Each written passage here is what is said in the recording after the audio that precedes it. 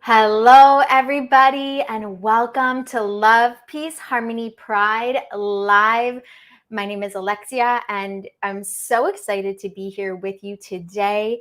As you may or may not know, this is our monthly Pride series, and today we have an absolutely extraordinary guest whom I'm so excited to introduce to you. So please share in the comments. We'd love to hear from you. What inspired you to join us today?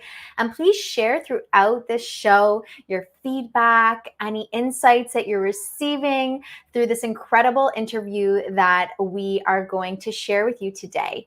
I'm going to introduce to you our very special co-host and our guests as well. So we're going to start off with our guest who's going to be joining us shortly. Her name is Annie Zonneveld, and she is a writer, singer, songwriter, and founder and president of Muslims for Progressive Values, also known as MPV. And she is an international human rights organization that advocates for social justice and equality for all. So this organization is so extraordinary. And Annie is a strong supporter of freedom and expression, of conscious women's rights, and she is an ally for LGBTQIA+ rights. She promotes these values at the United Nations by challenging human rights abuses in the name of Islam and offering an exclusive understanding based on universal human rights and justice. And she also has she's such a multidimensional, extraordinary being. She's also a songwriter, a producer, and she's worked with many different artists and releases in Malaysia, Indonesia, Hong Kong, Germany, the UK, Japan, and the United States. And her work in Malaysia actually resulted in an Album of the Year award at AIMM, which is the equivalent of the Grammys. And she also blends these worlds of music and social activism into one. And she also speaks and sings her message of social justice. So we are very grateful to have her here with us. She also is part of Wake Up, which is an Islamic pop album focusing on the need for Muslims to seek out the real Quranic teachings, the middle path. So it's really incredible universal truths, and we're so excited to dive deeper into this with Annie shortly. And one of her messages that really just speaks so much to this show and to my heart, and I welcome all of you to please share, the inspirations that might be coming to your heart after hearing this as well, is that she's really on a path against discrimination, against violence, and against war. One is an interfaith album. So she has an interfaith album called One, which was born of a result of her love for the many faiths and the realization that we are truly one humanity. So yes, this is a universal message that we also share at the Love, Peace, Harmony Foundation and at Love, Peace, Harmony Live. And if all of that wasn't enough, Ani also contributes to AslanMedia.com, Huffington Post, and an anthology, American Dreamers.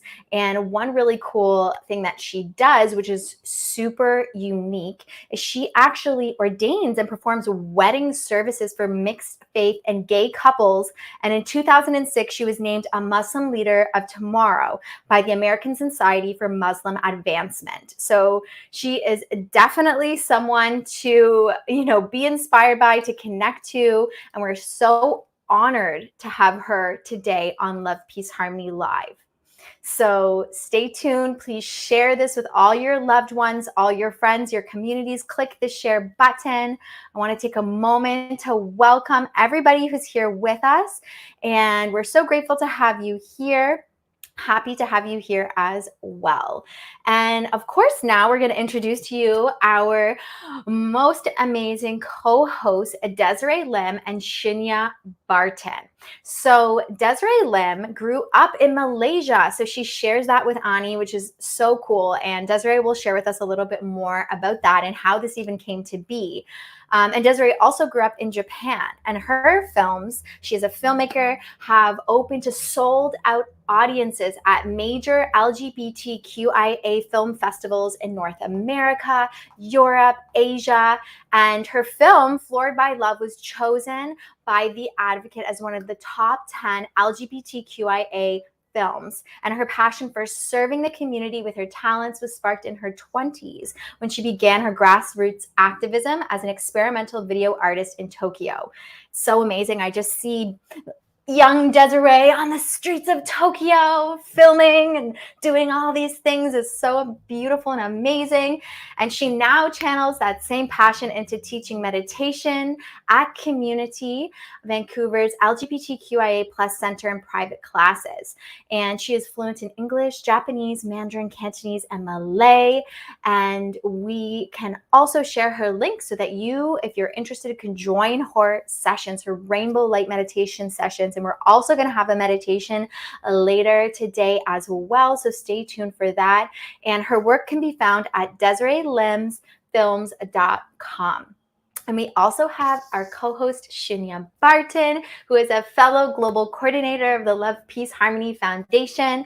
And his passion and commitment to the LGBTQIA+ community has been manifested over the 35 years of service that he has contributed in nonprofits serving the community. He has served in leadership positions at the Colorado AIDS Project. He has served in Honolulu's Life Foundation. He has served at the Mayor's Advisory Committee for Gay and Lesbian Affairs in Denver, and he was one of the lead community advocates for equal protection laws to include protections of LGBTQIA+ people with the Hawaii State Legislature. He has also been featured speaker at local and national conferences, including U.S. West Employee Association of Gay and Lesbians, Parents and Friends of Lesbians and Gays, AIDS, Medicine and Miracles, and so much more. So I do not think I need to say anything more. These introductions speak for themselves. It is a greatest honor. We are so excited to have Desiree and Shunya lead us and introduce Ani very shortly for a most special interview as well. So welcome, Desiree and Shunya. Thank you, Alexia, for the wonderful introduction. I'm so excited about this interview with Ani.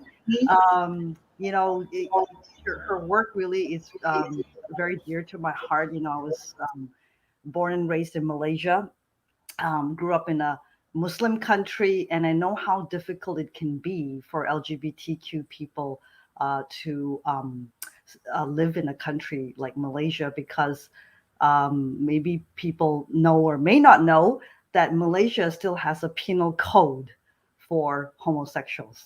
So you can be arrested if you are being outed or known as LGBTQ members. So it's still a very difficult condition for a lot of my LGBTQ sisters and brothers in my own home country.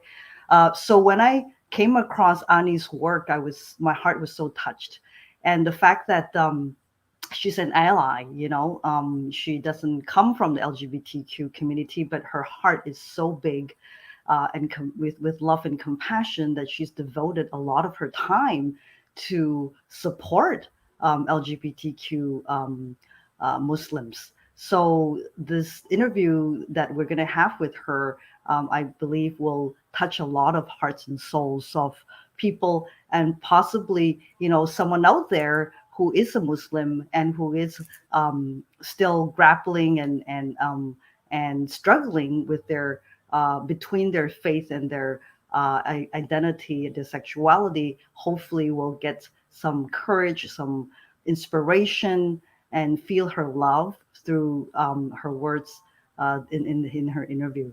So I'm really excited to speak with her. And Shunya, would you like to share as well? Well, I can say for me that one of the greatest joys of this job is meeting and getting to know so many people all around the world who are spreading love, peace, harmony, everyone in their own way. And clearly, Annie is just one of those people who has love, peace, harmony in her heart and is just blasting that out into the world in a very beautiful, beautiful way. And so I'm very excited for the interview. I'm very excited to have her join us here today. Great. So let us bring Ani on. Okay, amazing. Yes, we will bring Annie on. So we're going to have Desiree and Shinya go backstage for a moment, and we are now going to introduce back Annie and Desiree. So let us now welcome them on. And thank you everyone for sharing in the comments. Welcome Candy, Helen, Katarina. So now let us welcome on our very special guest, Annie, and Desiree is going to interview Annie. Welcome. Hello, Ani. Thank you and welcome to the show. Thank you for making the time to be with us. We're so happy to have you. So, would you like to tell us a little bit about your journey to become a female imam? You know, when I first read your bio and came across your story, I was just completely, impressed and very surprised to even hear that Yeah. there's a possibility for someone who's a woman to become an imam. Yes, absolutely. Thanks for having me here and for hearing an alternative interpretation of Islam that is not often heard.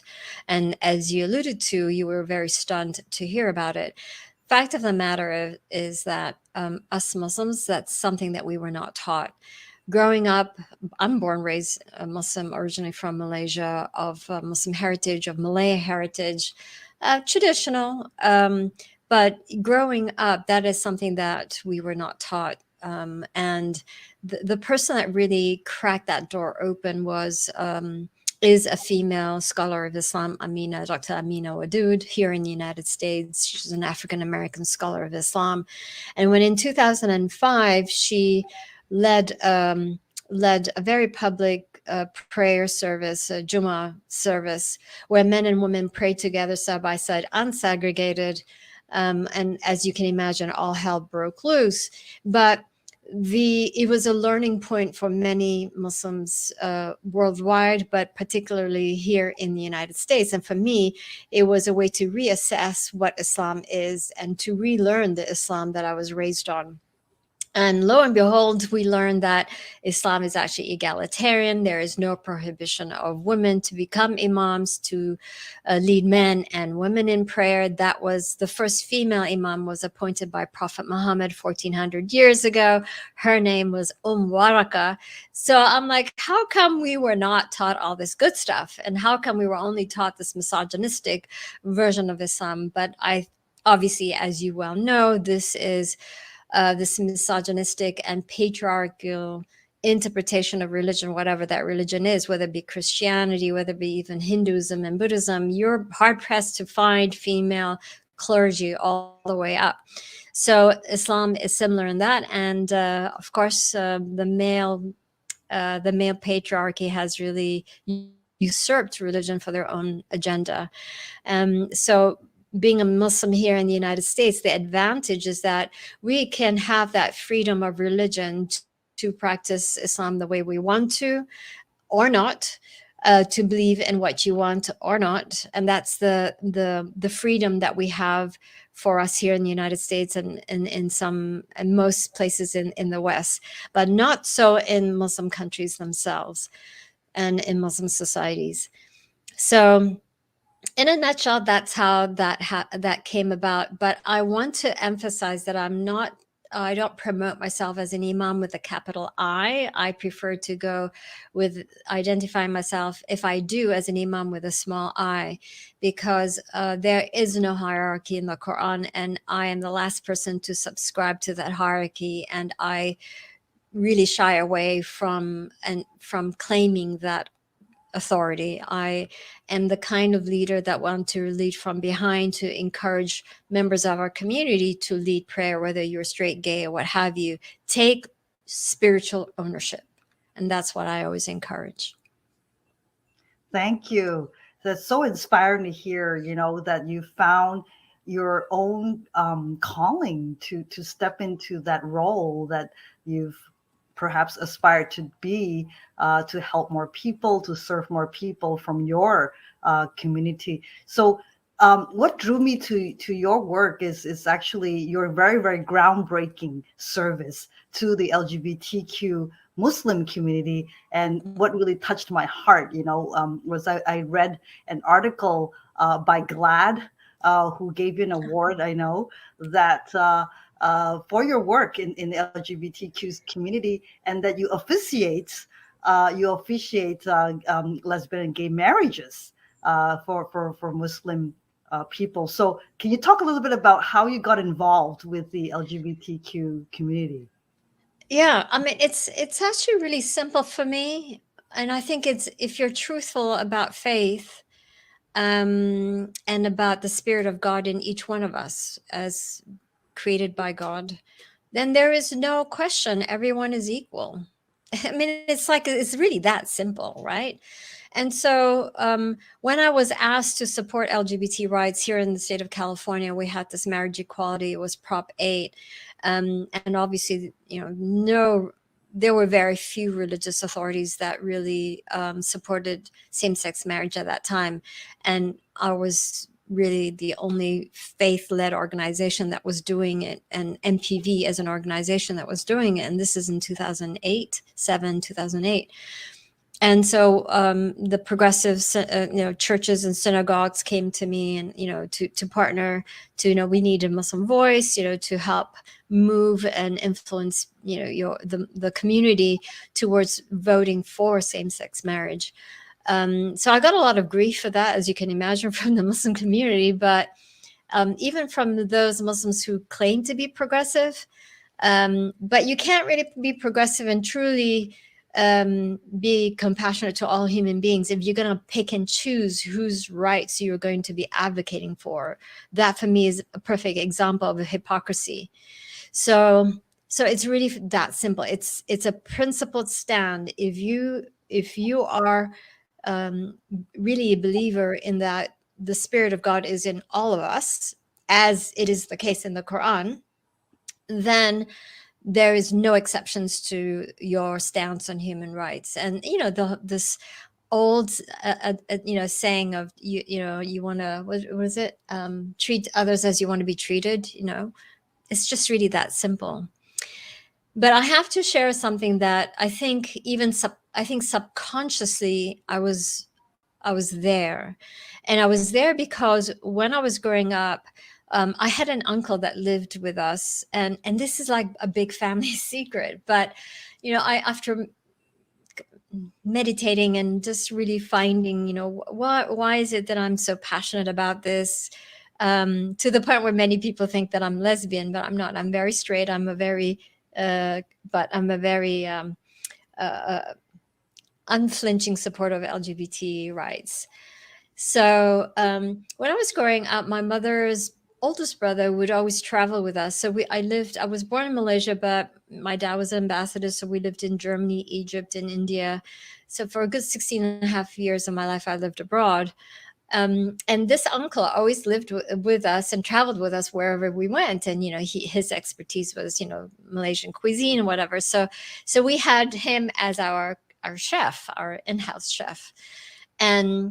And he was feminine, and he was the one that taught me how to do traditional Malay dance, so joget and asli and all these, which is what I'm about too. So, and I found him odd compared to the rest of the family, but he was part of our family, and yet I wasn't really allowed to kind of like go hang with him, so there was a bit of a wall. And so I've now that I'm in the United States, and you have a better understanding about personalities as adults, and then it kind of like dawned on me, oh, that's, my uncle was gay. He was the one that fed me, and he was the one that taught me all these cultural traditions. So that kind of dawned on me just about 6 years ago, and I actually asked my oldest brother about it. Hey, was this uncle gay? And he smiled. You didn't know about it? He was like, so Well, that's a bit of a personal story I'm sharing with you. Yes. thank you for sharing that. And it sounds a bit cliche, but everybody has a gay uncle. Yeah. Everybody has a gay uncle, including myself. I have actually several gay uncles, before I even knew I was gay. So it may sound cliche, but it's very real. So thank you for sharing that story. And So how is your work being perceived now in the Muslim community? Do you get both sides? You know, how is it being perceived now of your support for the LGBTQ community? It's coming along really well, and I'll just take America as an example. And so after 9/11, Pew had followed American Muslims for a good 10 years. So they interviewed Muslims in 2007, and then and 2017, and another in between those two, the 10 years. And they asked the same questions of the same Muslims, what are your attitudes on certain issues? One of the issues was, where is Islam in the 21st century? And when it came by 2017, 57% of American Muslims felt that Islam needed to be reinterpreted for the 21st century, which is basically our tagline for 8 years. And then another question they asked is, what is your position on LGBT rights? And in 2017, it was at 52%, whereas in 2007, it was at 27%.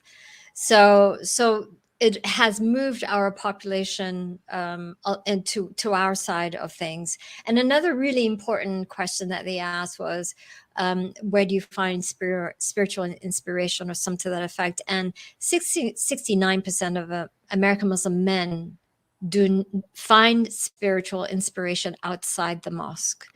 And 72% of American Muslim women find spiritual inspiration out of the mosque. 72%.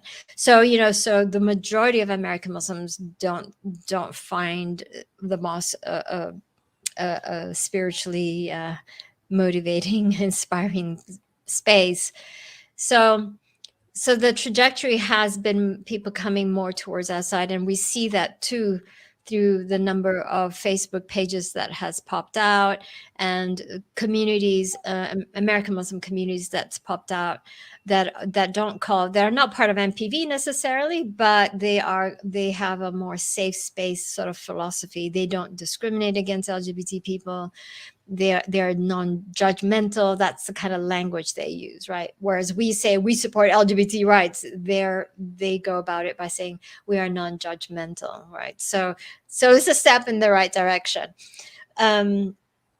But there are many Muslim organizations that have emulated the kind of work that we've been doing in the United States for the 15 years. And so they are in Canada, in Europe, Germany, the Netherlands, France, etc.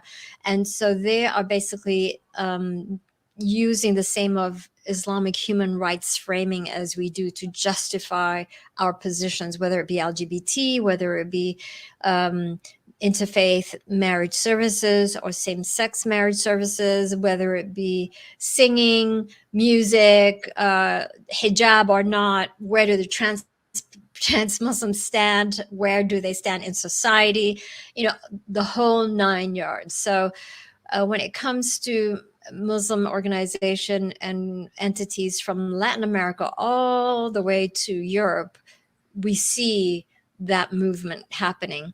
In the Muslim majority countries, they exist too, but they're much more closeted in their support, because you're talking about it is dangerous, right, in some countries to actually come out and say you support LGBT rights as an ally.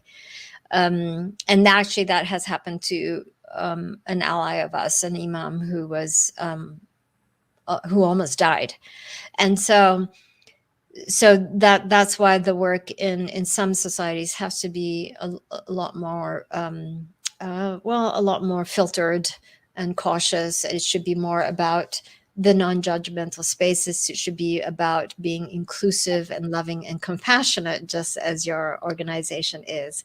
Because if every verse of the Quran except one opens up with Bismillahir Rahmanir Rahim, in the name of God, the most gracious, the most merciful, the compassionate, then why in heavens are we not practicing that? Mm-hmm. Right? Yes, that is so true. So thank you for emphasizing that, because all spirituality, true spirituality is really about bringing love, peace, harmony to everybody.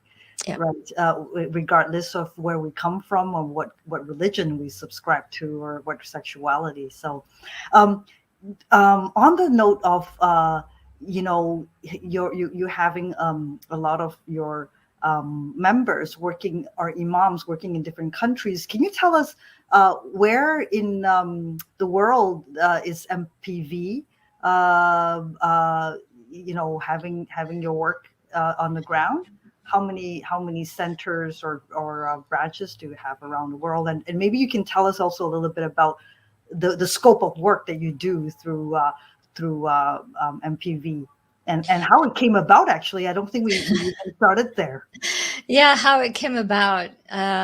So I'm a songwriter, a singer. I'm a songwriter for 25 years in the music business here in Los Angeles, and I was a closeted Muslim. And then when 9/11 happened, I was I decided to relearn Islam for myself, and I learned a lot of really good stuff and liberating. I found it actually very liberating. And then so I decided to write and produce a whole album worth of Islam, what I call Islamic pop. And because that I was doing that for a living, so I'm like, oh, I can do this. So I did a whole album full of with beats, like very commercial, and the lyrics would be about feminism and about human rights, women's rights, and stuff like that. And I was not aware what I was wading into because, like I said, I was born, raised Muslim from Malaysia. We have no taboos against singing music, especially women's voices. I mean, it was like, do what you will. So, and here we are in the United States in the year 2001, after 9/11, is like, oh, all of a sudden a woman's voice is out to be covered, just like your skin, your hair, your ideas, whatever, everything is censored.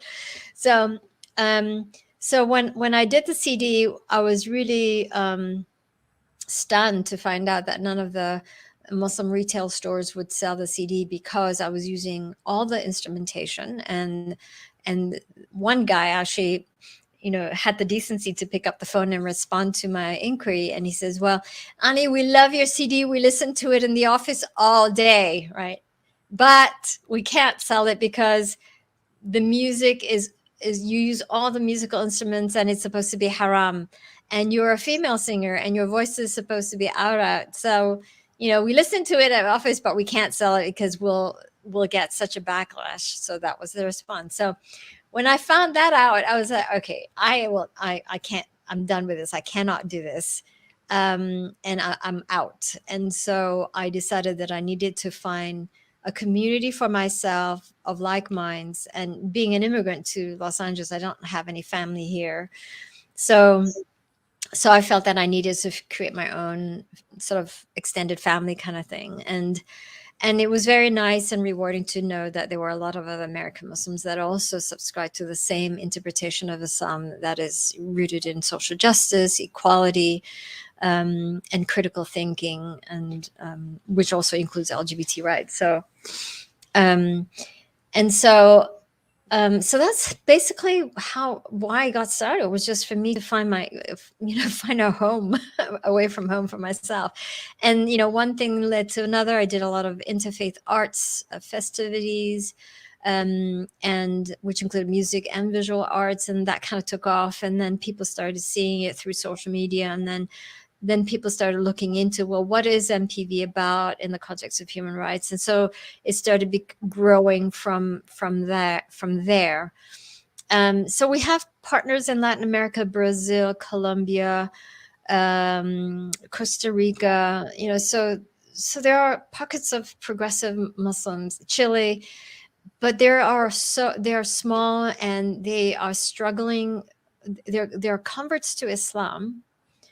And they are really, and these converts, no matter where they are from, when they convert to Islam, they're looking at it from a really critical thinking prism. And they're not necessarily, they're not influenced by the culture, the patriarchal culture, right? And so they look at it from a real pure values. And so it's very difficult for them because they're up against the Wahhabi mosques and the more radical elements in their society, which dominates the Muslim communities, whatever country they're in, whatever country, whether it be Canada, the United States, Latin America, Europe. We are dominated by the Wahhabi and Salafi narrative. So that's kind of like where we're up against. Now, what has happened throughout the years is that more and more Muslim organization entities and individuals from the global South, whether it be Africa, Southeast Asia, etc., and the Middle East, has reached out to me to want to be part of MPV. But I say no. I said no because as you know, I'm so upfront when it comes to LGBT rights. I mean, I even conduct same-sex marriage. So if you are from a very conservative Muslim country and you're going to be partnering with an organization, an American organization like MPV, with the values with the advocacy that we do, it's so dangerous. It's too dangerous. So what I've done is I then founded Alliance of Inclusive Muslims, which is the only human rights umbrella organization. And that is where I'm going to be going. Actually, we have a conference in Kenya where I'm bringing all our partner organization, as many as we can, together to convene and to strategize on the human rights work that needs to be done. So that's the short answer. Not very short, but yeah, that's Right. Thank you for your insights and helping us understand more about how you got started with Muslim for Progressive Values. So, can you maybe tell us a little bit more about what do you do? What else do you do in other than advocacy and also conducting services for the community? Can you give us maybe a scope of what you do and how it's been received in the LGBTQ community as well? Anything else that we can learn from you? Yeah, when it comes to LGBTQ rights here in the United States, I mean, the work is never ending because even though, you have marriage equality and the law is in some aspect is quite clear about the rights of American citizens, regardless of sexuality, but we still have pockets of in many states in the United States that are challenging that. And the challenge has been the religious right, whether it be Christian or Muslim, using something called the Religious Freedom Reformation Act, RFRA. And they've been using that as a loophole to justify discrimination in the name of religion.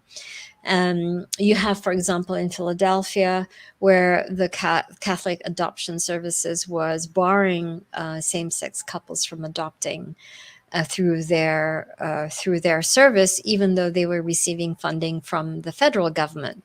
So if you're receiving funding from the federal government, you're, by law, you can't discriminate. But they were.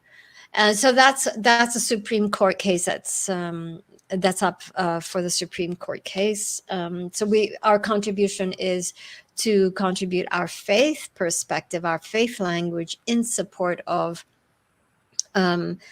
adoption of children by same-sex couples. When you are being motivated to adopt out of love and compassion, then that should be it. That should not, there shouldn't be other scale of measuring one's competency of being a parent or, willing to be a parent.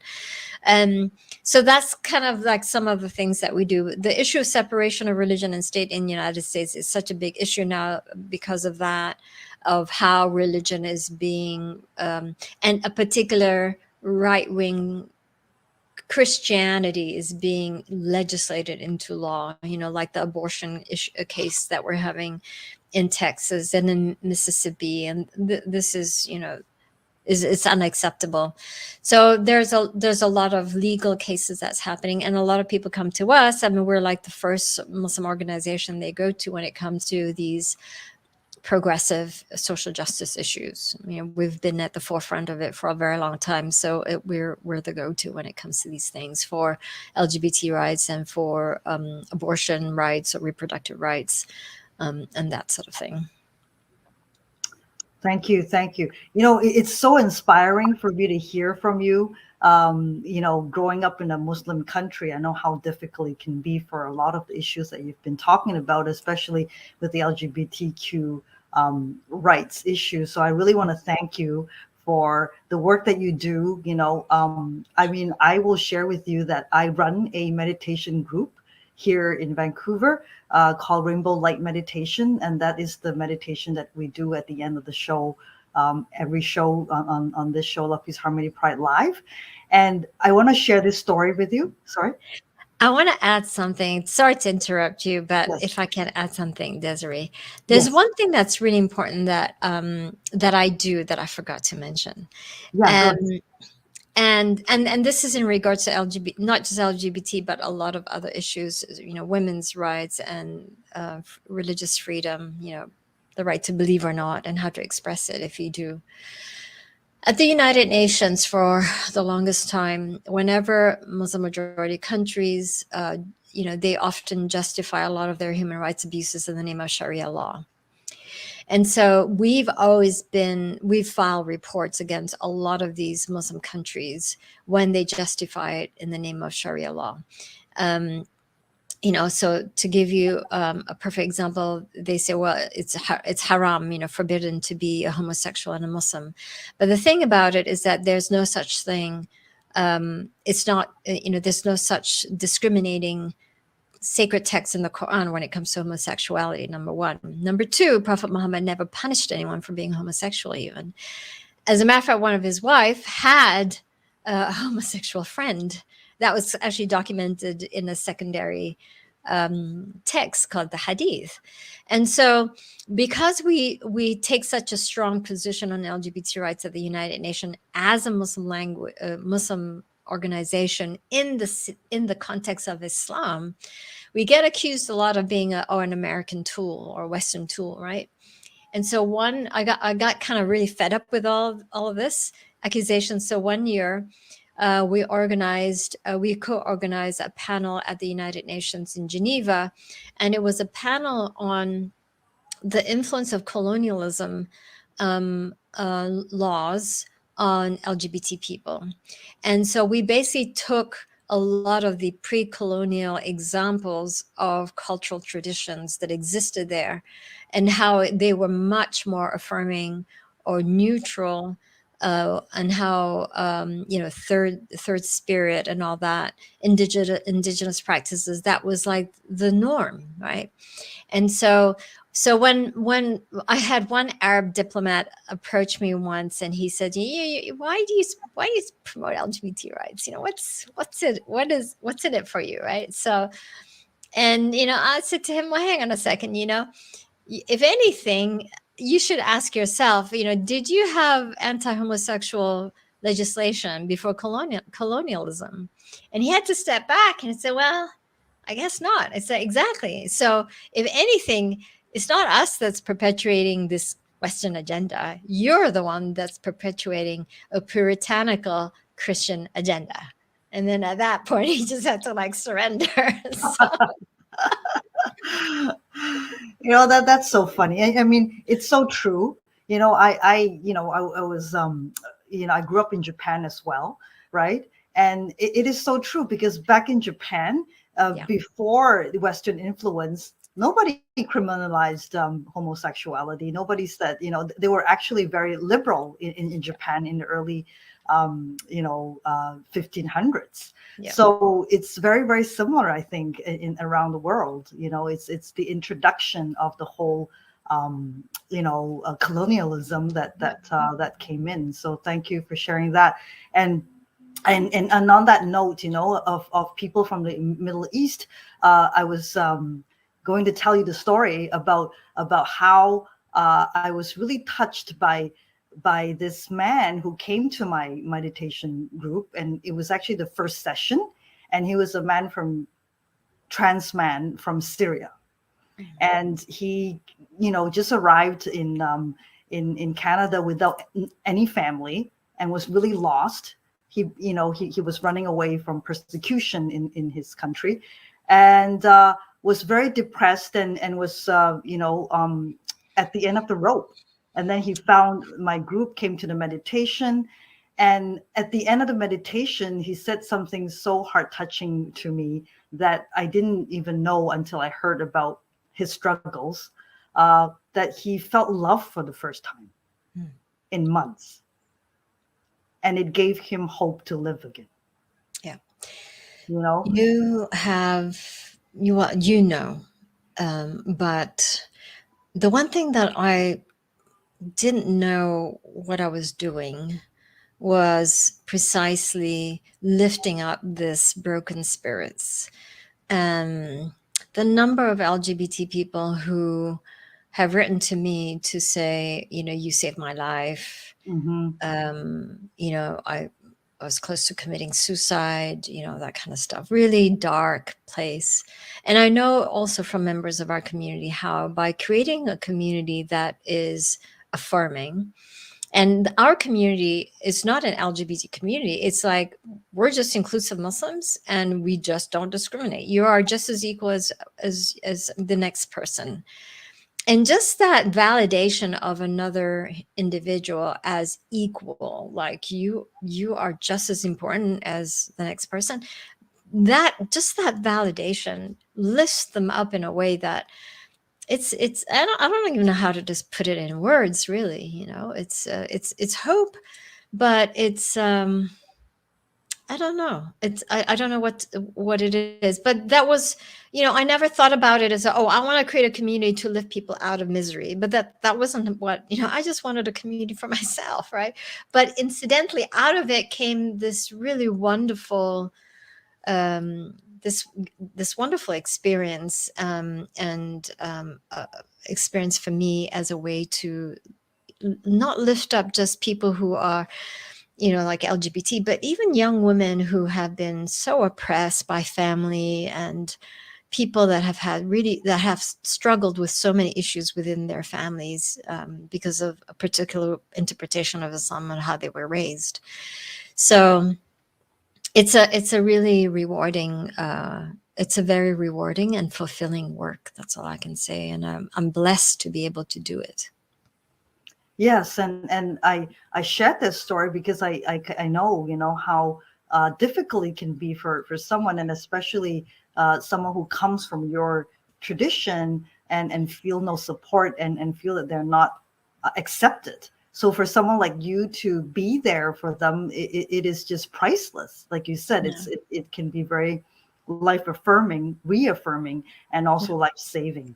So I'd like to hear what you have, a message you have, maybe perhaps for our viewers, from the work that you do. What do you want to leave our viewers with, like a message that really can send your message to our viewers about the work that you do and what you believe in? Well, I think you've heard that for me, the most important part about what keeps me rooted in the work that I do is there's a verse in the Quran about justice, and it basically says that as Muslim, you are to advocate for justice, even if it's against your own self-interests, even if it's against your tradition, your tribe, your grandparents' ways, even if it's against the rich or even if it's against the poor. And so that is my moral compass.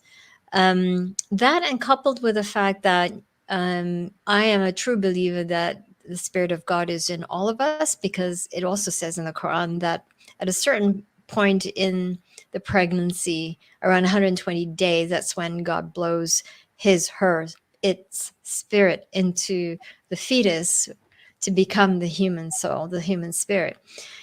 God is the most creative entity. And so you can just imagine how each one of us have that creative spirit in all of us, right? And so I think our responsibility as a human being is to stay connected to the creator in you. And meditation and prayer is part of the process that makes you look inward and to connect with the God in you. And so when you find the God in you, your path is just really opens up. The universe opens up. And you are here for a reason, and you are here for a purpose, and you have to find that purpose. And once you find that purpose, the universe opens up for you. Inshallah, God willing.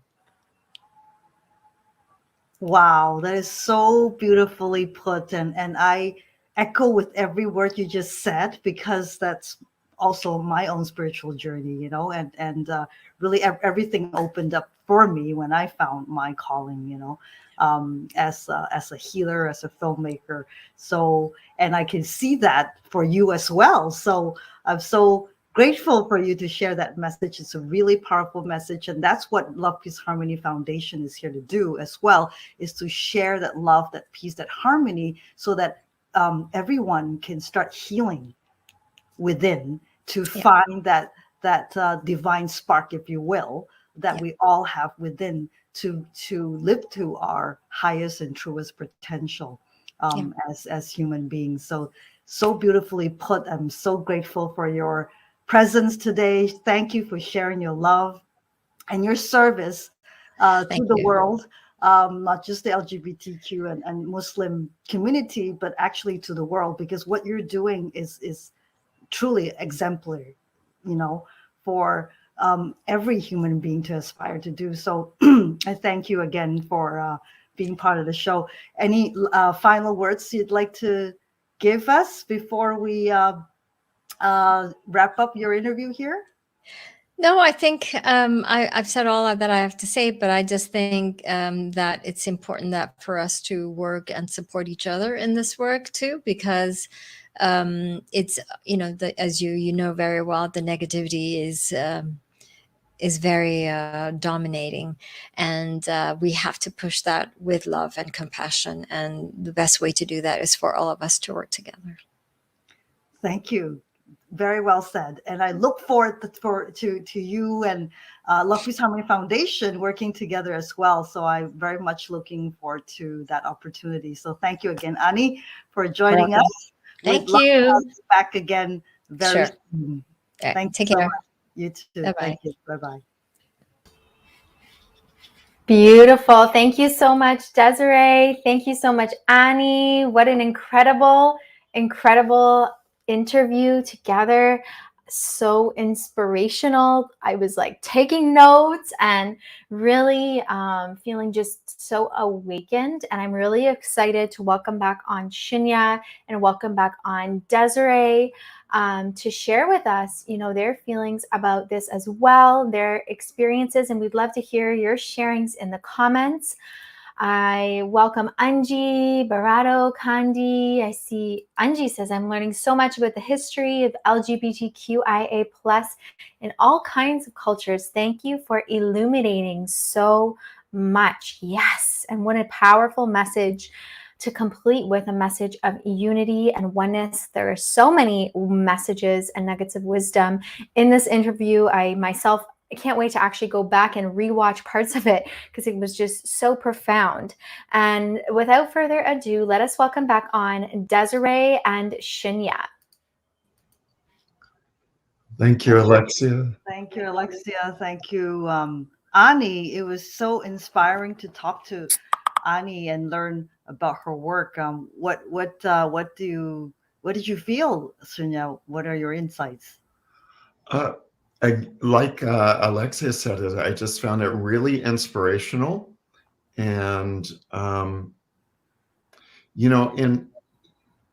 in learning about different religions and different spiritual perspectives as a student in college, I always knew that there was an underlying thread among all the faiths that is affirming, that does speak to the intrinsic value of all human beings, and that's expressed in it's obviously not communicated across all or the majority of the faith practitioners, but it's there. It's there in, especially if you go back to the words of every spiritual leader, whether it's Buddha, Jesus, the Vedas, it all talks about, as she said, the spark from God that's blown into us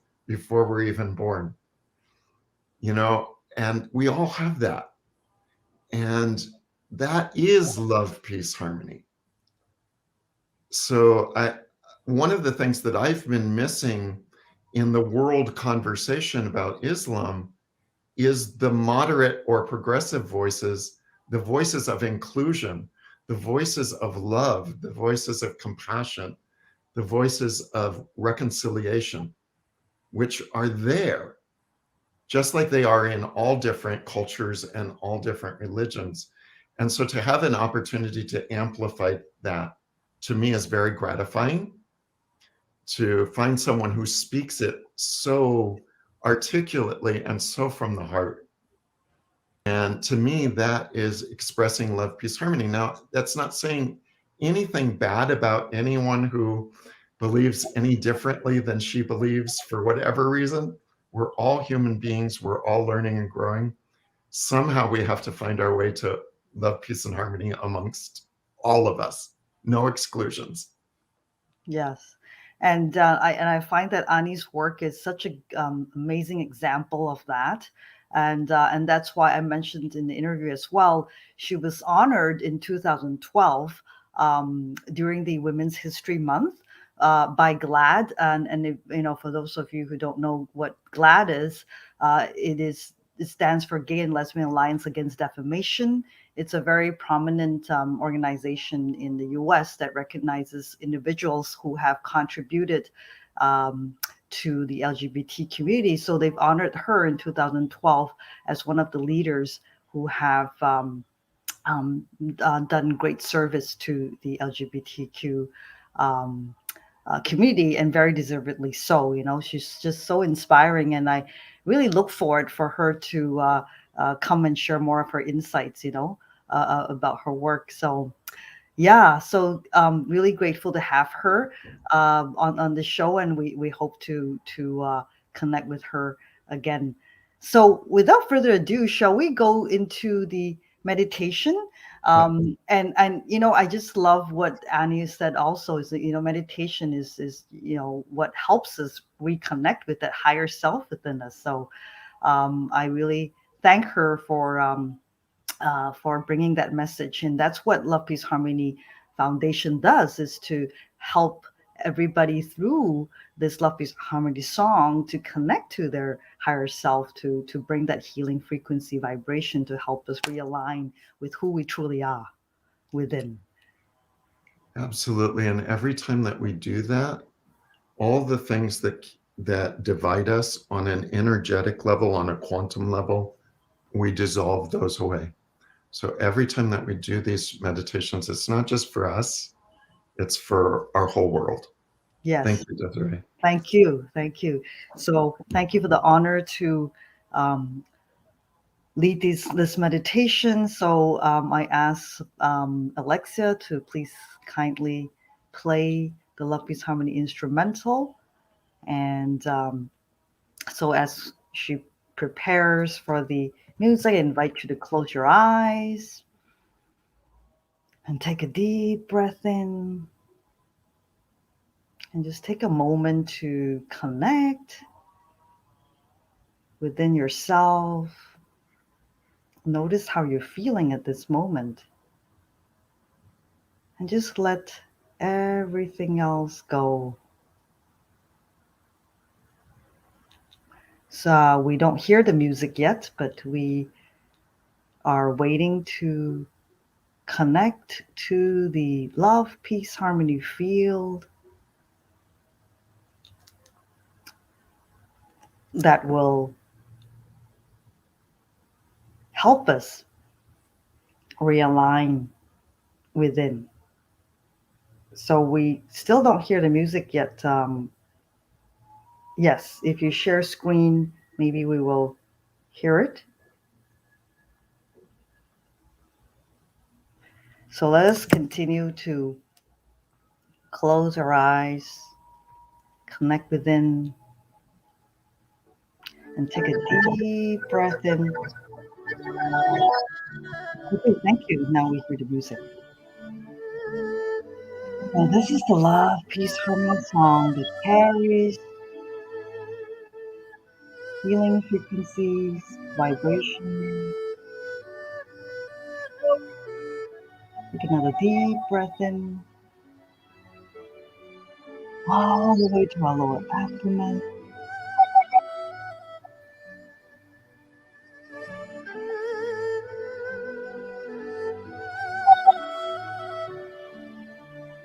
Really go deep within and focus our mind on our lower abdomen and visualize a golden light bulb in our lower abdomen, shining healing frequencies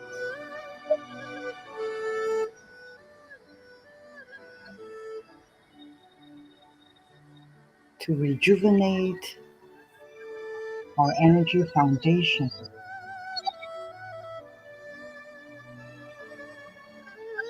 for the healing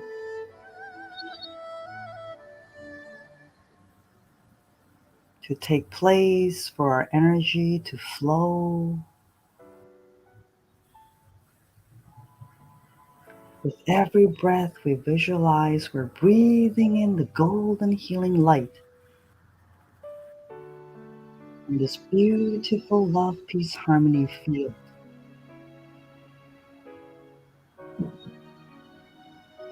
nourishing us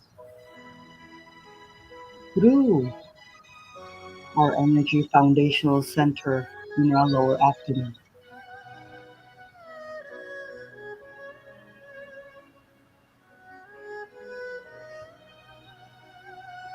Continue to breathe in deeply into our lower abdomen with each breath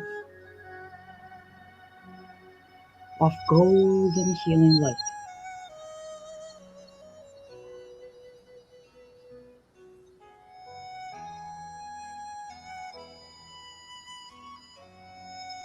Breathe in golden healing light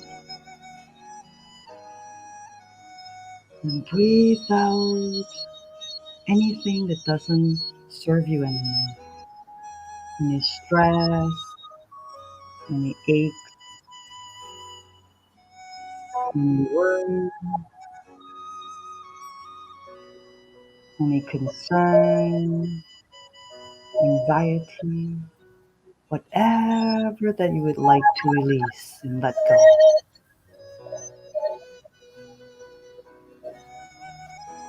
Breathe in golden healing light into your lower abdomen. And the golden light ball is shining brighter and brighter in our lower abdomen,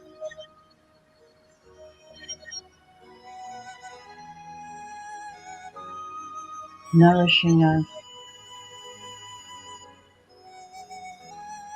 with this golden healing light. And feel the love, light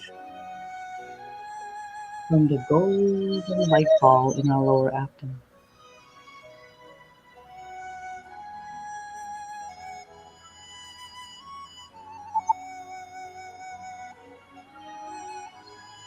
And the golden light begins to expand beyond our abdomen into our heart.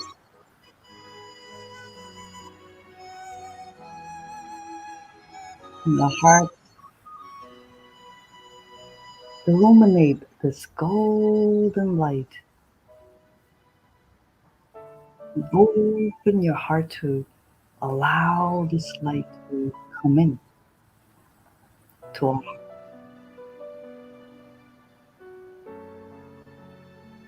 Allow this light to heal your heart, to wash away any tension, and stress, and pain, as appropriate in our hearts.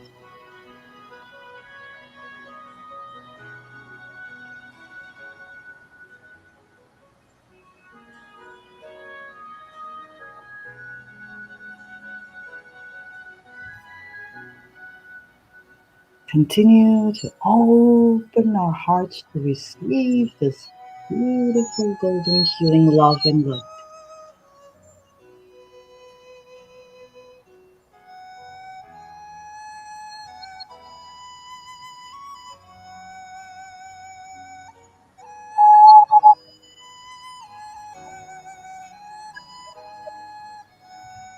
Surrender to this golden healing light and love.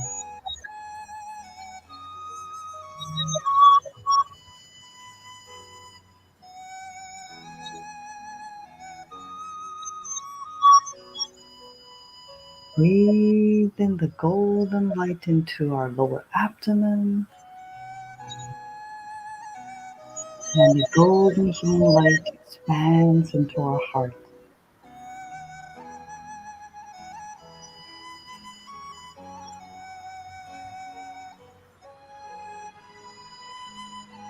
Continue to breathe deeply into our lower abdomen.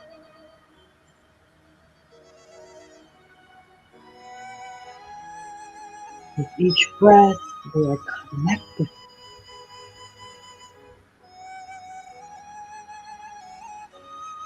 with a love, peace, harmony field.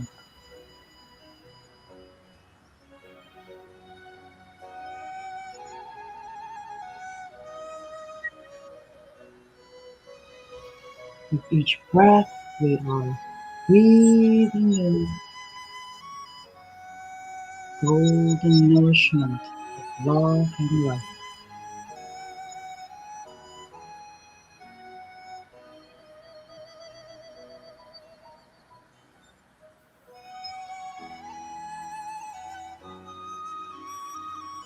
Allow the light, the love,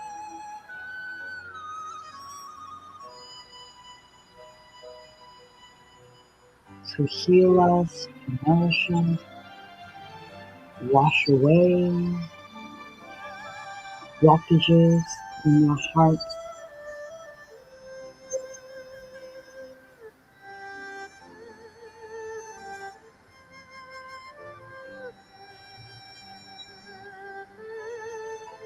And open our hearts to the possibility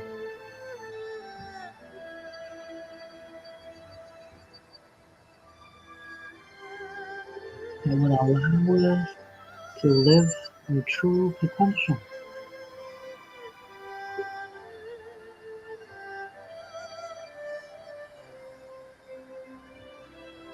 The true potential of shining love, peace, and harmony from our heart.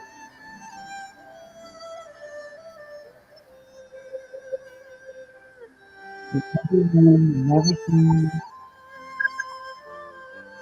in our lives and in the world.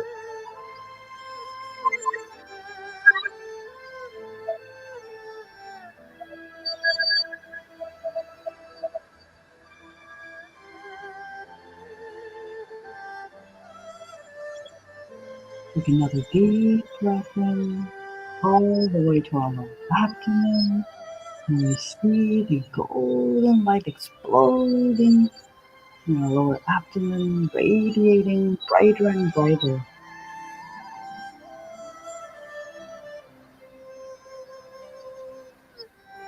As we connect deeper with the love, peace, harmony field.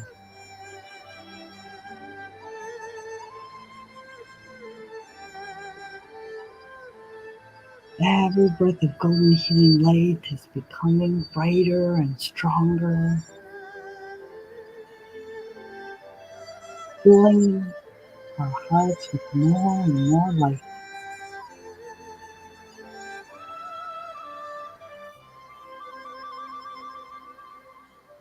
Take a deep breath in,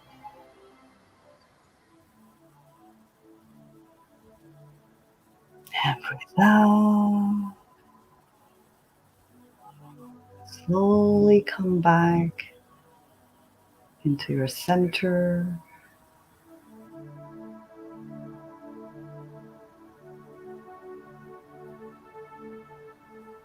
Notice how you're feeling.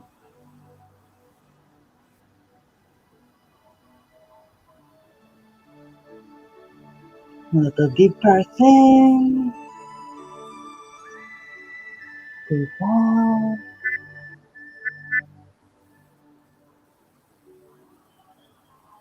And we bring the meditation to a close. And open your eyes when you're ready.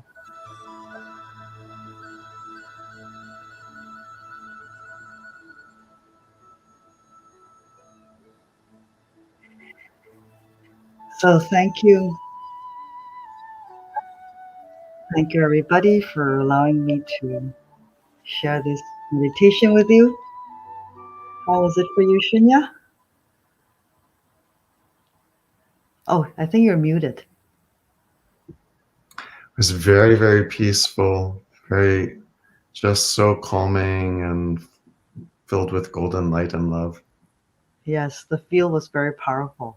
So let's have Alexia share what it was like for her, and we will bring the show to a close. Beautiful. Thank you so much, Desiree. And this was just so peaceful. I'm feeling very calm and very heart opening. Yeah. Thank you. So we look forward to having another show next month, December. I think it was December 4th, if I'm not mistaken, the first week of Saturday, the first Saturday of the month. And Rainbow Light Meditation is actually tonight at 6 o'clock. I already have a few guests coming tonight that are first timers, and I'm very excited to meet them tonight. So I invite anyone who would like to join Rainbow Light Meditation. It's online. It's my collaboration with the Vancouver Gay and Lesbian Center in Vancouver community. You can reach me at Rainbow Light Meditation at community.ca, and that's QUMUNITY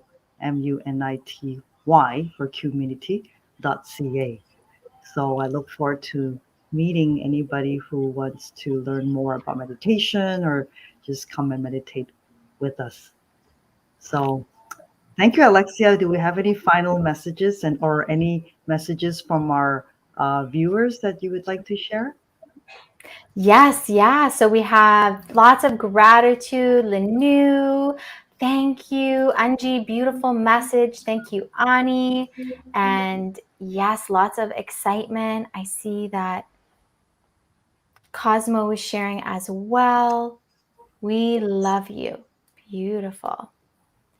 Yes, and lots of feedback as well throughout the session. So we're so excited. We welcome everyone to join us again next month, like Desiree said, at the starting of the month. And we can also drop the link for community in the description of this video, so you're able to tune in tonight if you would like to join the meditation and actually go even deeper into this love, peace, harmony, healing field with Desiree and others. So thank you so much, Shunya.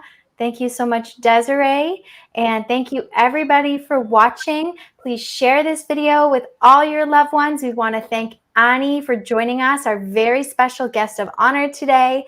And we look forward to seeing you all again next month. Bye for now, everybody.